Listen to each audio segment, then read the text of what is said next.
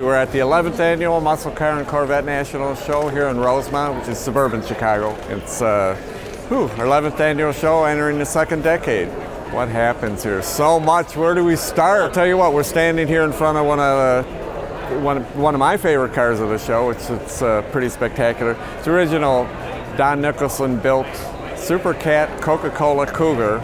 It's right at the front of our Ford and Mercury Total Performance display, which is this year's red carpet display is what a lot of people like to call it. We pride ourselves in having a little bit of something for everybody. So the main thing is we don't ever want to be pigeonholed as being just a Chevy show or just a Ford show or just a Mopar show. But I do rotate between the big three with what we call a red carpet display. And as you can see, Ford and Mercury are getting the spotlight this year. When we launched the show in 2009, it was somewhat of a hard sell. The concept of doing a mixed-make muscle car show catering to higher-end cars and specialty cars with a real emphasis on factory stock cars was kind of never been done. People kind of dabbled with it a little bit here and there, but we're the ones that kind of try to establish something with a vast amount of cars, over 500 cars in one building, with something for everybody brand-wise. What we found now, as I said, at the beginning it was a bit of a hard sell, mostly to get collectors to come in, because as we all know, if you have a real valuable high-end car, you're not necessarily going to go to a lot of shows for a lot of reasons. It's rough on cars to trailer them or drive them, whatever the case may be, to have them shipped. A lot of times you don't want to take your baby out of your own collection. And now what's happened is we've seen many collectors who come in with a friend who's shown a car, and then they come here as a spectator and say, wow, I got to bring my car. So we're getting a lot of referrals through other people that have shown with us. A lot of collectors that show with us year after year, but with different cars. I can tell you this, as I say, we rotate between the big three, so next year General Motors gets the spotlight. Now let me also emphasize, I say that with our red carpet display, but for example, this year we have an A12 Mopar room with close to 30 Super B and Roadrunner 6-pack and 6-barrel cars.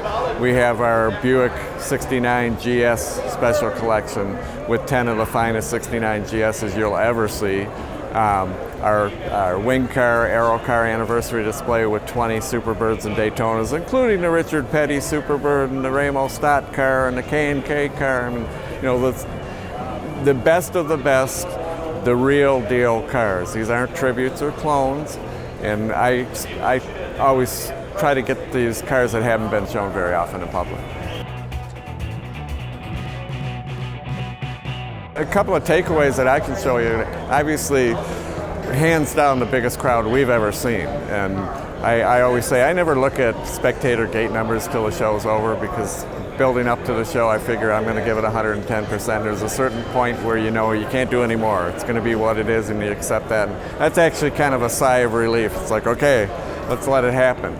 I can say, just from a personal observation and knowing how crowds are and that type of thing, I've never seen our show have a serpentine snake lineup that continued for close to 2.5 hours to buy tickets. And the lobby was full. We had them all over the place, and it was just non-stop people coming in. So that was just spectacular. It's beyond my wildest dreams. Like I say, if you're going to call me anything, I'm a Mopar guy. So several years back, we had done the HEMI E-body convertible collection. I kind of prefer the B-bodies. But the 70 Roadrunner, people say, what's your favorite car of all time if you could order anything? And I'll tell you exactly right down there. I could name the option codes. The closest thing that I know of that is here is actually a far more valuable car, which is a plum crazy purple 70 Roadrunner convertible, but it's got a HEMI under it. Gentleman is from Saskatchewan. In talking about that car, he mentioned that he was also in correspondence with the owner of the other two 70 HEMI Roadrunner convertibles. Now, they built 4. One of them was destroyed, believed to be in 1972, so that means 3 of them exist. All 3 of them are here. So that to me was just like being a 70 Roadrunner guy. It's the holy grail. We are basically a two-person operation. Of course, I have my partners, but as far as logistics and putting the show together, the physical end, the stuff that's not so fun, 90% of that is handled by my wife, Vicki. We work out of our home. We do not have a corporate office. I do not have a secretary. She handles all the stuff that isn't necessarily so fun, paperwork, mailings. My son is very active in maintaining our website. He created our website. And phone calls, emails, networking, that's what we do every day. Show week, when we get here, it's a logistic nightmare to get into this building. So we're working, our team is phenomenal. Most of our team is made up of real car people, they get it.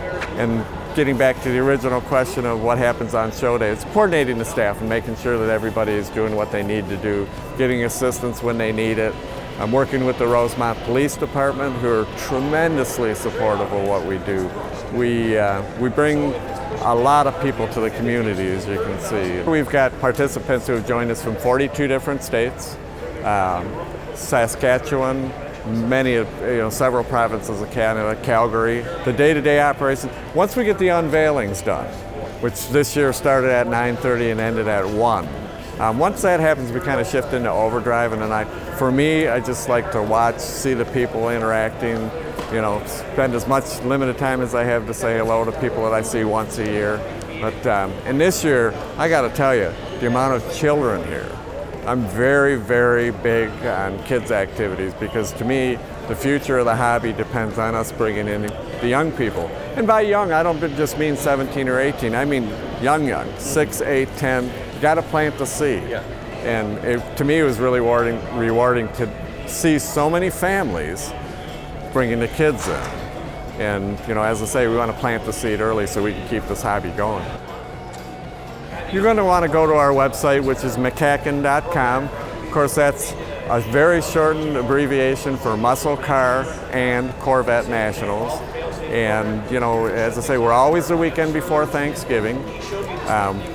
Plan on being here at least the next decade or more, as long as everybody is willing and interested in joining us. And plan again. We'll be back here Thursday, 2020 for the 12th annual Car and Corvette Nationals.